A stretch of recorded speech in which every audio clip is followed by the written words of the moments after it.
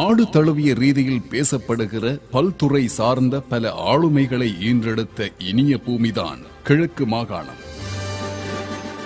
அதிலும் குறிப்பாக தென்கிழக்கு மண் கல்வி, சமூகம், அரசியல், நாட்டார் கவி, கவிதை, இலக்கியம், நாடகம், குறும்படம், சினிமா, அறிவிப்புத்துறை என பல்துறை சார்ந்த படைப்பாளிகளின் தாயகம்.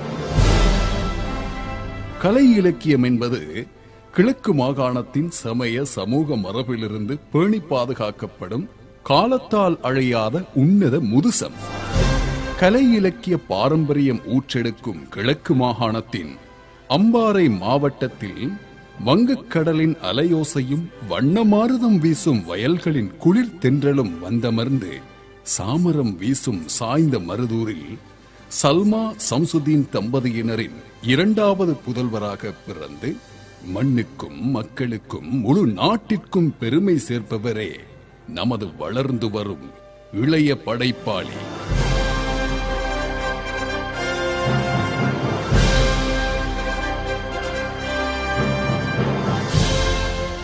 எஸ் ஜனூஸ். இவர் சாய்ந்தமருது அல் ஜலால் வித்யாலயம், கல்முனை சாகிரா தேசிய பாடசாலையின் பழைய மாணவர். தனது பாட்டனாரின் நாட்டார் பாடல், பொல்லடி கலை, இசை பாரம்பரியம் போன்றவற்றால் மிகச் சிறிய வயதிலிருந்தே இவருக்குள் கலை இலக்கியத்தின் மீது அதீத நாட்டம் பிறந்தது. இவரது பாட்டனார் சைனுதீன் பொல்லடி கலை நிகழ்த்தும் ஒரு அண்ணாவியார் ஆவார். 1996 ஆண்டிலிருந்து கலை இலக்கியத்தின் மீது தீவிர நேசம் கொண்டார் எஸ் ஜனூஸ்.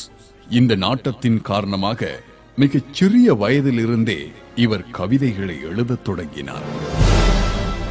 1995 ஆண்டு முதல் 96 ஆண்டு காலப்பகுதியில் இவரது முதல் கவிதை கவலை எனும் தலைப்பில் இலங்கை வானொலி தென்றலில் ஆடவர் அரங்கம் நிகழ்ச்சியில் ஒளிபரப்பானது.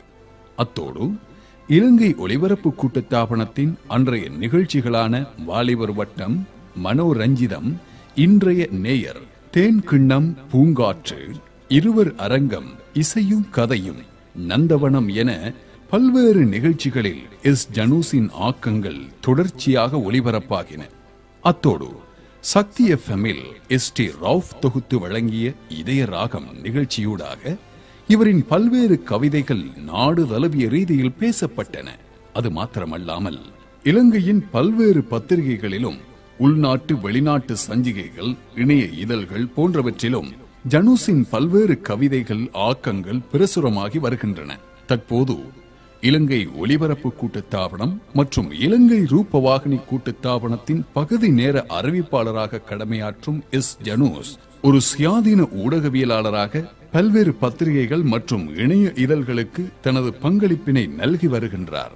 கவிதை, சிறுகதை, பாடலாக்கம், நாடகம், குறும்படம், நடிப்பு, பத்திரிகை துறை என பல்வேறு தளங்களில் தனது திறமையை வெளிப்படுத்திக் கொண்டிருக்கும் எஸ் ஜனூஸ் 2009 ஆண்டளவில் சுனாமிக்கு பின்னரான மக்களின் உணர்வுகளை சித்தரிக்கின்ற வகையிலே கல்முனை SGA பிலிம்ஸ் MAC ஷர்மில் தயாரிப்பில் பெத்தம்மா எனும் முழு நீள திரைப்படம் ஒன்றை எழுதி இயக்கினார்.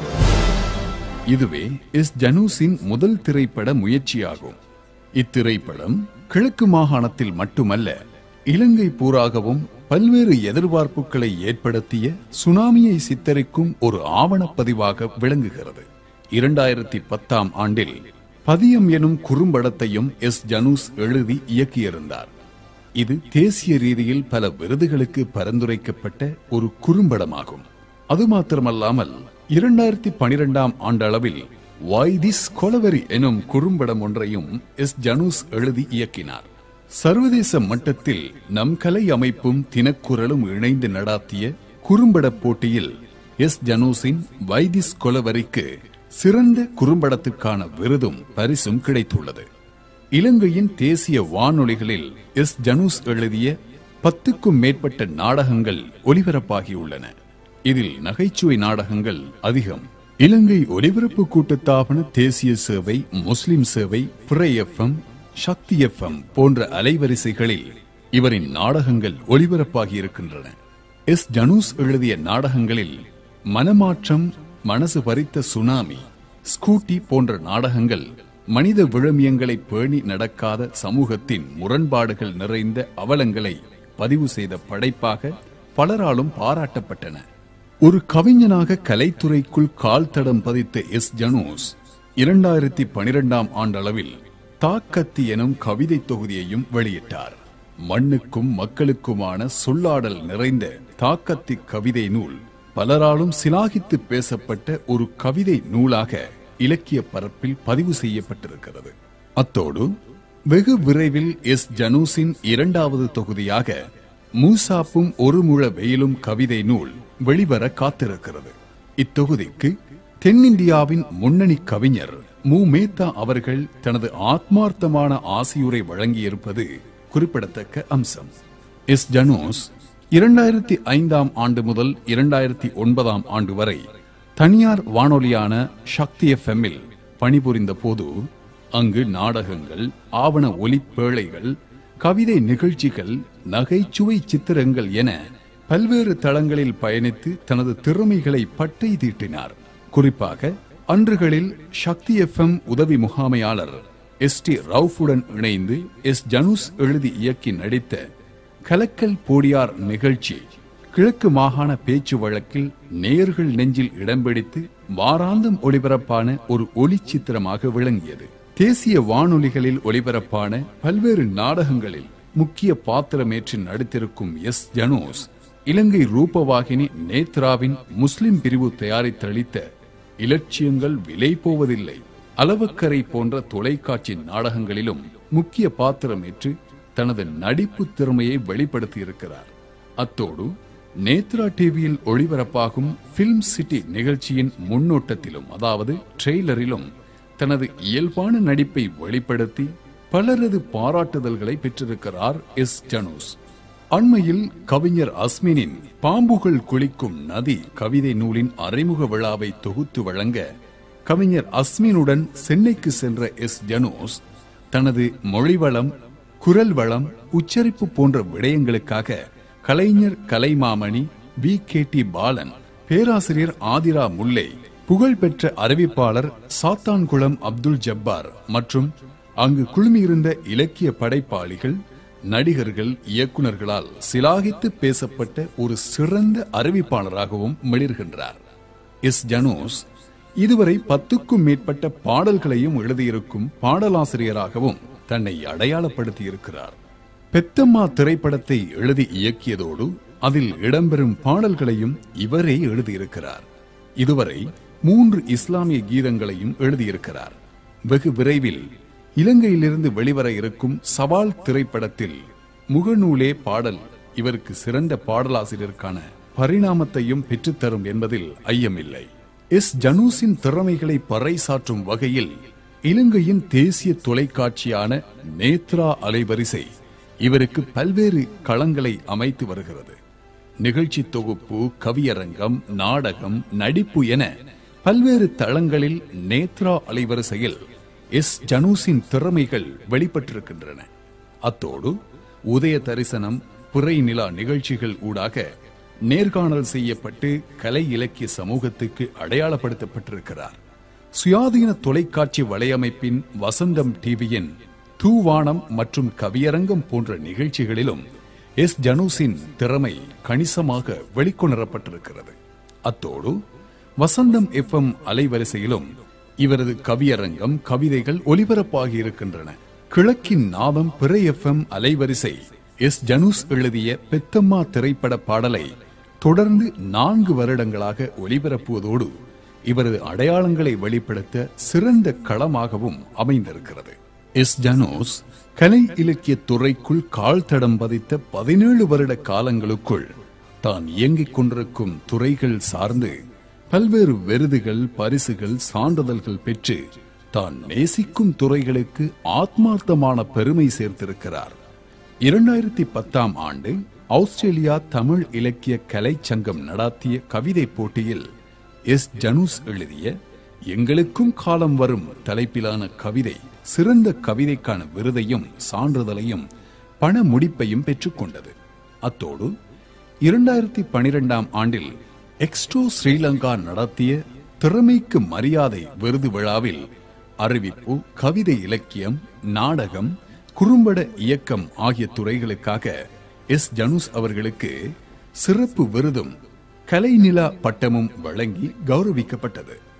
மேலும் 2012ஆம் ஆண்டில் தமிழ் சிங்கள கவிஞர்கள் சம்மேளனம் நடத்திய போட்டியில் காவியஸ்ரீ விருதையும் சான்றிதழையும் பெற்றுக்கொண்டார். 2012ஆம் ஆண்டில் நம் கலை தினக்குரல் இணைந்து நடாத்திய குறும்பட போட்டியில் சிறந்த குறும்படத்திற்கான விருதும் சான்றிதழும் பணப்பரிசையும் இவர் பெற்றுக்கொண்டார். மேலும் லக்ஸ்டோ மீடியா நெட்வொர்க் 2011ஆம் ஆண்டில் எஸ். ஜனூஸுக்கு கலைமுத்து பட்டமும் பத்திரமும் வழங்கி இவரது கலை இலக்கிய பணிகளை கௌரவித்தது. 2012 தேசிய இலக்கிய விழாவில் கலாசார அலுவல்கள் திணைக்களம், காரைதீவு பிரதேச செயலகம் இணைந்து நடாத்திய போட்டியில் இவரது கவிதை 1ஆம் இடத்தையும் சிறுகதை 2ஆம் இடத்தையும் பெற்றுக்கொண்டன. சர்வதேச ரீதியிலும் பல்வேறு பரிசில்களை பெற்றிருக்கும் எஸ். ஜனூஸ் இலங்கையில் மாவட்ட, மாகாண மட்டங்களில் கலை இலக்கிய அறிவிப்புத்துறை சார்ந்த போட்டிகளில் பங்கு பற்றி சான்றிதழ்கள் மற்றும் பரிசில்களை பெற்றுள்ளார். 2010ஆம் ஆண்டில் லக்ஸ்டோ மீடியா நெட்வொர்க் நடாத்திய ஒற்றுமைக்கான உறவு பாலம் நிகழ்ச்சியின் போது வளர்ந்து வரும் இளைய படைப்பாளிகளுக்கான விருது மற்றும் சான்றிதழுடன் அமைச்சர் கௌரவ ALM அத்தாஉல்லா அவர்களினால் பொன்னாடை போர்த்தப்பட்டு கௌரவிக்கப்பட்டார். ஊடகத்துறையில் 9 வருடங்களாக பணியாற்றும் எஸ். ஜனூஸ் ஊடகத்துறை சார்ந்த மேலதிக கற்கை நெறிகளையும் பூர்த்தி செய்துள்ளார். அரசாங்க தகவல் திணைக்களத்தின் திரைப்பட பிரிவு நடாத்திய ஆவணப்படமாக்கல் 1 வருட கலை பயிற்சி பட்டறையிலும் கலந்து கொண்டு சான்றிதழும் பெற்றுள்ளார். நாடகத்துறை சார்ந்த பல்வேறு பயிற்சி பட்டறைகளில் கலந்து கொண்டு உள்நாட்டு வெளிநாட்டு வளவாளர்களால் பயிற்றப்பட்டிருக்கிறார். துருவம் ஊடக வலையமைப்பின் செயலாளராக பதவி வகிக்கும் எஸ். ஜனூஸ் துருவம் செய்தி இணையத்தின் செய்தி ஆசிரியராகவும் பணியாற்றி வருகிறார். 2009ஆம் ஆண்டு காலப்பகுதியில் சுடரொளி பத்திரிகையின் ஆசிரியர் பீடத்திலும் பணியாற்றி கவிதை, அரசியல் கட்டுரைகள், பத்தி எழுத்து என தனது கணிசமான பங்களிப்பினை நல்கியிருக்கிறார். கவியரங்கம் மற்றும் மேடை நிகழ்ச்சிகளிலும் இவர் தனது ஆற்றலை வெளிப்படுத்தியிருக்கிறார். இலங்கையின் தேசிய தொலைக்காட்சி, வானொலிகளில் 5க்கும் மேற்பட்ட கவியரங்குகளில் பங்கு பற்றிய இளம் கவிஞர்களில் எஸ். ஜனூஸ் குறிப்பிடத்தக்கவர். நேத்ரா டிவியில் 2013ஆம் ஆண்டு ஹஜ்ஜு பெருநாளை முன்னிட்டு முபாரக் முஹைதீன் தயாரிப்பில் தமிழ் தென்றல் அலி அக்பர் தலைமையில் நடைபெற்ற அறுவடை சிறப்பு கவியரங்கில் ரம்யமான கிராமியத்தை சித்தரிக்கும் வகையில் இவர் வாசித்த கவிதை ஏராளமானோரின் பாராட்டுதல்களை பெற்றுக்கொண்டது. ஒலிபரப்பாளர், தொலைக்காட்சி நிகழ்ச்சி தொகுப்பாளர், கவிஞர், பாடலாசிரியர், நடிகர், இயக்குனர், நாடக எழுத்தாளர், பத்திரிகையாளர் என பல்வேறு முகங்களில் பல்வகையான தளங்களில் தனது திறமைகளை வெளிப்படுத்தி இலங்கையின் சிறந்த படைப்பாளியாக மிளிர்ந்து கொண்டிருக்கும் எஸ். ஜனூஸ் அவர்களின் விடாமுயற்சியுடன் கூடிய வெற்றிகளில் நாமும் பங்காளர்களாகி அவரது மனிதநேயமும் மகத்துவமும் நிறைந்த படைப்புலகத்தை நோக்கிய பயணத்தில் கைகோர்த்திடுவோம்.